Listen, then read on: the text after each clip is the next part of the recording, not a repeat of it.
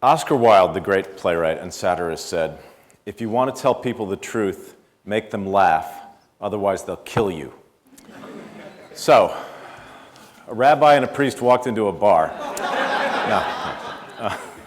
The title of this event is The Future of Creativity. And there's one thing about the future that I can predict with absolute certainty, and that is that in the future, no one will be able to predict the future. Think about it. That was funny. Okay, you so I'm going to talk about creativity, imagination, and how we talk about art. What is creativity? Creativity is the expression of an idea that's meaningful or has some sort of value. And all of us are born with this miraculous creative mind. And you see it all around you. You know, if you think about the things that we're experiencing now in our society, there's a tremendous amount of creativity, and it's born in all of us. But where does creativity come from? What is the source? And the source of creativity is the imagination, which is another divine gift that we are all born with. And some very smart people have said some great things about the imagination. Here are a couple of my favorites. George Bernard Shaw said, "Imagination is the beginning of creation. You imagine what you desire, you will what you imagine, and at last you create what you will." A couple of other good, well, there's always Einstein. No TED Talk would be complete without a quote from him. He said, "Imagination is everything. It's the preview of life's coming attractions."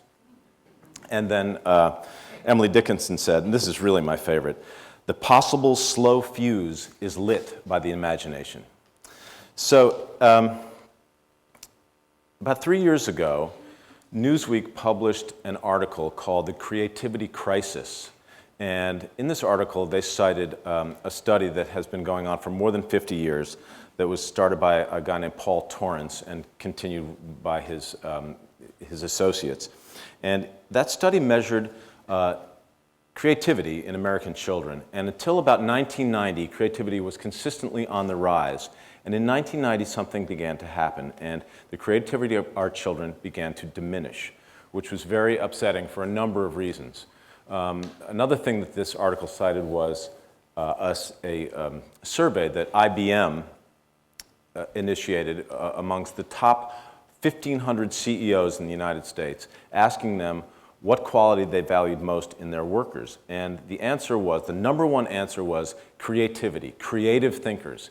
So here we have this desire from these people who are the engine of our economy to have creative thinkers, and a decline in creativity.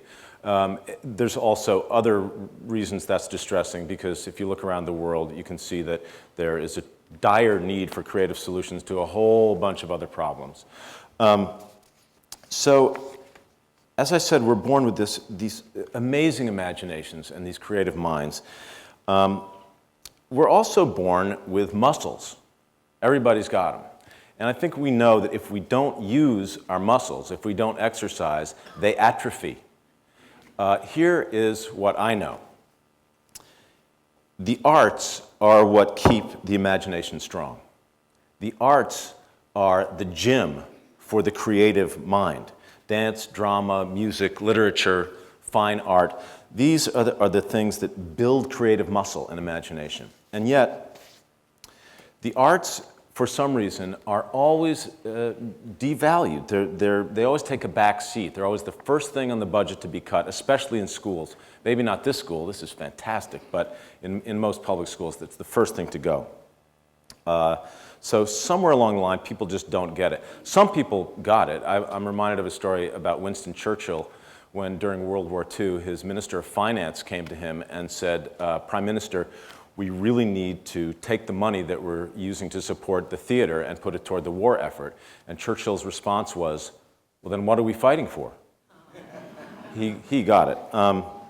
So why is creativity on the decline? I believe it has to do with our society's devaluation of the arts. And it's not their devaluation as something that brings us joy and enlightens us hopefully and changes the way we think about things and challenges our ideas, but also as an essential learning tool. So what we're doing is we're denying our children access to this vital part of their education. And I think that part of the problem is how we talk about the arts. I'm thinking about a conversation that I've overheard where someone would say, "So how are your kids doing?" "Great, they're both in college." "Oh, great, so what's your daughter studying?" "She's studying to be an engineer." "Oh, boy, wow. And how about your son?" "He's an artist." "Oh, boy, wow." Why? Why do we do that? Why do we degrade that person's choice? So, according to IBM and others, we want creativity, but we're not willing to talk about it or to train it. It's like if we wanted a car but weren't willing to put fuel in it or plug it in if it's an electric car. So I think that a lot of it has to do with education, and our government right now has a big push on education, which is great. And their mission right now is to promote STEM education. I think maybe you heard about that: science, technology, engineering, and math. And I have told them over and over and over again that that acronym blows. Everybody thinks it's stem cell research or some florist. The only people that know what it is are people that already know what it is. If they want to grow it, they have to change the acronym. But what's even a bigger problem is that it leaves out the arts. What it should be is STEAM: science, technology, engineering, arts, and math, because the arts are what puts all this technology and engineering into a context that we can appreciate and use. And so I squawk about this a lot in Washington. And I don't really understand why we have segregated, why we have sequestered the arts away from these other core subjects that are obviously very, very important. Even my daughter, I'm remembering my last show of Wings, which was a comedy shot in front of a live audience. She was sitting in the bleachers in this beautiful little pink party dress. And I walked up to her at one point and I said, "How you doing, honey?" She said, "I'm really worried about you, Dad." She was about 7. And I said, "Why?" She said, "Well, because after tonight you don't have a job."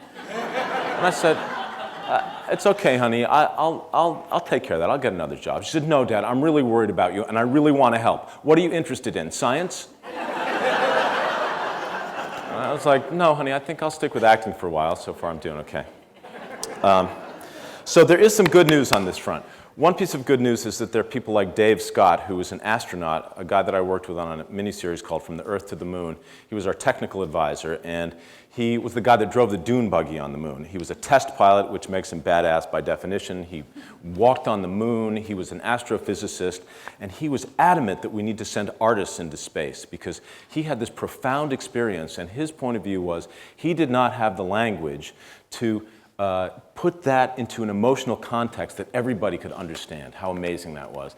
The other piece of good news is that because I've been squawking so much in Washington, I was there this spring, and there's now a congressional STEAM caucus. I like to take credit for this, but of course they're politicians, so they're all taking credit, which is fine as long as it's happening, as long as there's a movement. And the other thing that's odd about our removal of arts from education is that we know a lot about the efficacy of it. There's an organization called Americans for the Arts that has done exhaustive research about how a full curriculum in the arts affects students. And this is what they know. If you have a full curriculum in the arts, you're 3 times more likely to graduate from high school. You do much better in math and science. You do better on all these tests that we all think are horrible. You're more likely to go to college. You make more money. In short, you have a chance at being a productive member of society. You're much less likely to drain society through the criminal justice system or the healthcare or welfare system. And it's like an inoculation against all these things, but we don't want to administer that vaccine, and I don't know why. And I think it's because we're measuring things improperly. We're measuring things with the measuring tape of commerce. And it's interesting. One thing that creative people share is that they're often told that they're wrong. And then when they're proven right, their critics try to conform and standardize the very thing they said would never work because it was too different. So there's this odd thing of we want people to think outside the box, and then we grab it and try to put it in a box. I read an article a couple of weeks ago in the New York Times about some guy that has an algorithm that he is now applying to screenplays that all the studios in Hollywood are using to give notes on how to make more entertaining movies. Now, if you thought that movies were formulaic before, just wait. I mean, this is like the auto-tune for the movie industry. And there was a point in time, I have a wacky theory about this. In the early 90s, I was walking through my living room, and my son was on the floor trading baseball cards with his friends. And I looked down, and this was not like when I traded baseball cards, when you did it because you wanted to get your favorite player or your whole favorite team. They had these books, and in the books was a list of the value of those cards. I thought, these kids aren't having fun. They're trading stocks. They're becoming stockbrokers. And at about that same time, the New York Times started printing the weekly box office returns of movies. And I thought, okay, we've now crossed a line. We have now given in to the language of commerce, and we're monetizing everything.